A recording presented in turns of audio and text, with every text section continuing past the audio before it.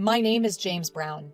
I'm in my late 20s, a typical age for having a full-time job, but due to certain circumstances, I'm currently juggling multiple part-time jobs. The main gig I've got is at a restaurant. Being a part of a well-known chain, the place turns tables fast, making it a hectic work environment, but that also makes it fulfilling. Above all, it's thanks to this job that I met her. My first ever girlfriend, Melissa Miller, happens to be the daughter of the owner of the restaurant where I work. Melissa chose to work at the restaurant because her father owns it. She never hid that fact. However, the rest of the staff misunderstood Melissa. They assumed she was just a spoiled rich girl dabbling in a part-time job for fun. As a result, they gave her only easy tasks and treated her cautiously so they can avoid upsetting the boss's daughter. Melissa seemed to hate that approach. Eager to show everyone that she was different, she proactively asked questions about what she didn't understand and took the initiative in her tasks. Her hard work paid off in a month and everyone recognized her efforts. Now, no one treats Melissa partial. I once wondered why someone as charming as Melissa, both as a person and a woman, chose to be with a guy like me, and I asked her. She blushed and confessed shyly, "You were the only one who never changed your attitude towards me from the start. Your guidance was strict, but I thought of you as the most trustworthy person." I'm the one who asked, but I remember with fondness when I heard it. Being drawn to Melissa, who is honest and diligent, seemed like a natural progression. We've been on countless dates, including our shifts at work. We were together almost every day, and my feelings for Melissa grew stronger with each passing day. Fortunately, she said she felt the same way. I doubt there will ever be a woman more ideal than Melissa in my future. More than anything, I don't want to hand Melissa over to someone else. With that in mind, I proposed to Melissa, although I thought I won't make it. But to my surprise, Melissa nodded, tears streaming down her face. We decided to meet each other's families in preparation for our future. First, we were going to meet Melissa's parents. Melissa's home was exactly as I imagined, a standalone house that screamed wealth at first glance. The garage was filled with famous foreign cars. I suddenly became conscious of what I was wearing. I thought I chose the best outfit from my wardrobe, but I'm not sure if it will be acceptable to Melissa's parents. James? I snapped back to reality when Melissa called my name. I muster up some courage to counteract my self-doubt. I tell myself that maybe Melissa's parents are not the kind of people to care about such things, as I follow behind Melissa. In the living room we're shown to, there's a woman who looks a lot like Melissa and a stern-looking man waiting. I assume they must be Melissa's parents.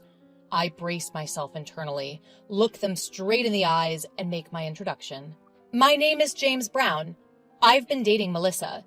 Thank you for providing this opportunity despite your busy schedules. My voice cracks from the nervousness, but I wait silently for their response. Well, it's best to get things like this done sooner rather than later, replies Melissa's father.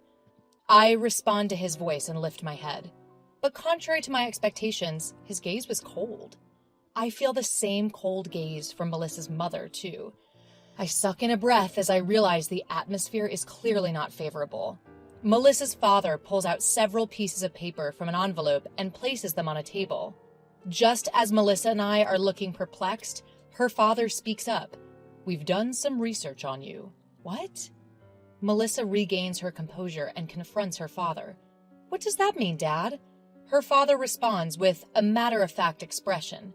It's only natural to look into the man who's going to marry our precious daughter. I heard from the manager of the diner where Melissa works about your reputation. Immediately, I had a bad feeling. I knew the manager wouldn't say anything good about me. He seemed to hate me since long before. I think he was jealous because I was reliable to the other staff and because I was dating Melissa. As expected, Melissa's father looked at me with contempt. We heard you're incompetent at work and have no prospects of becoming a full-time employee. Also, we heard that you're poor and juggling multiple part-time jobs. Melissa's mother looked me up and down with a sneer.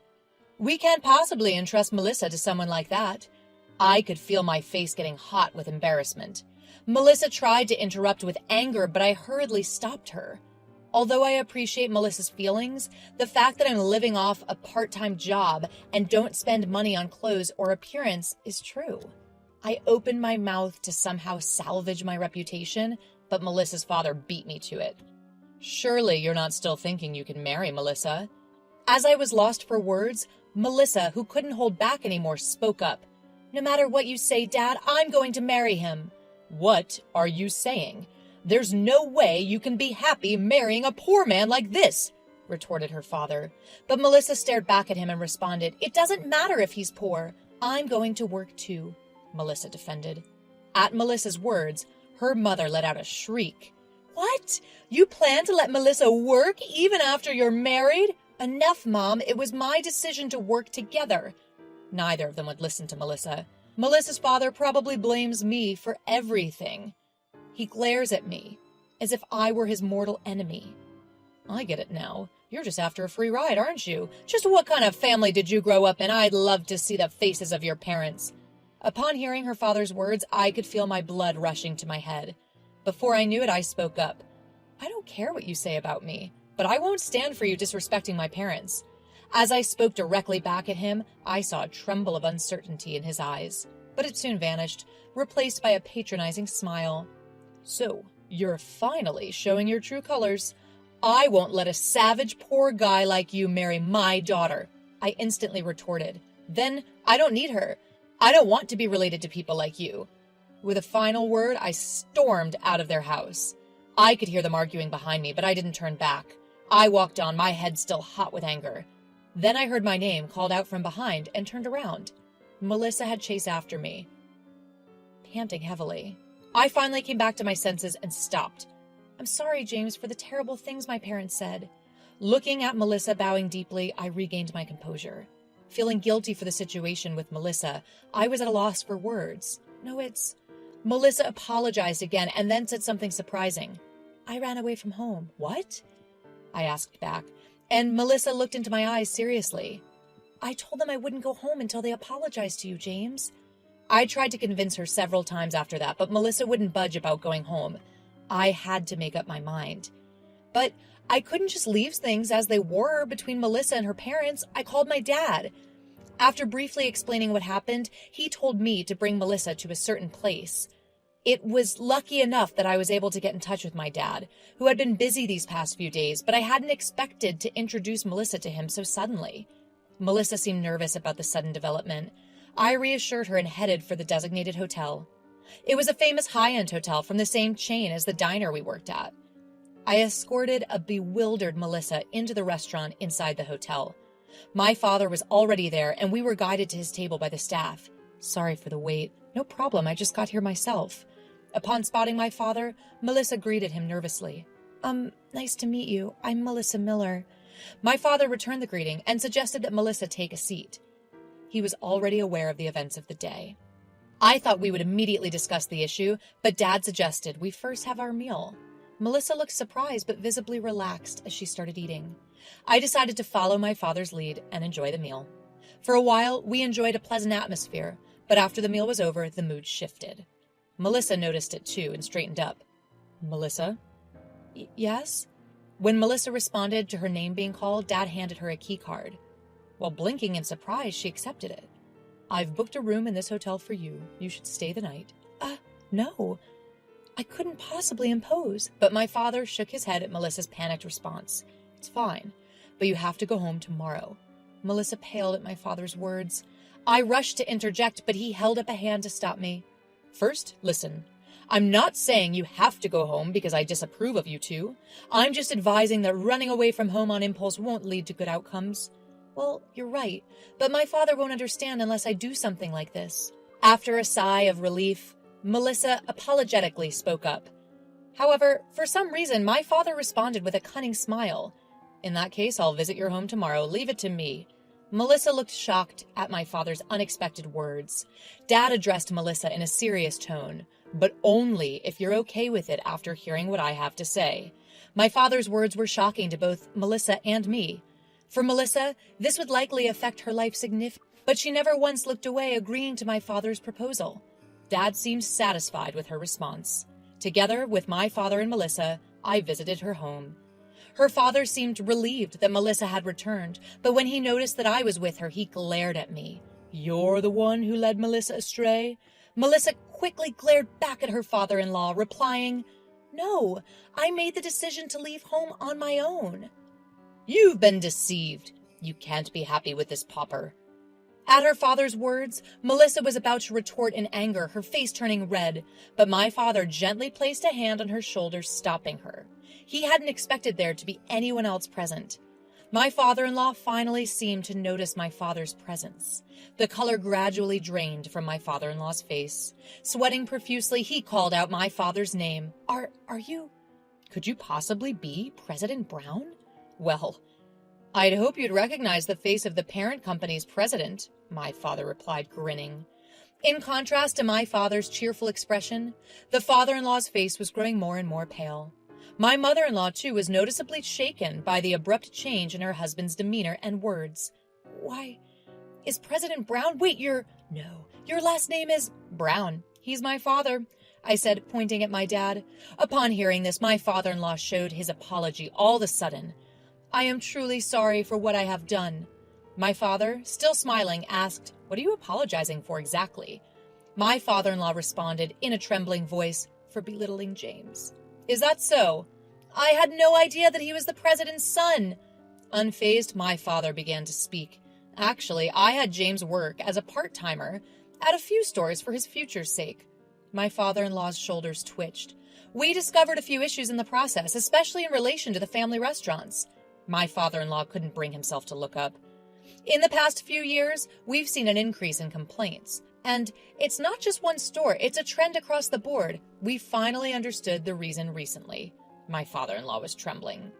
"It seems that the full-time employees, especially those in positions of power, aren't doing their work, pushing it on to the part-timers instead.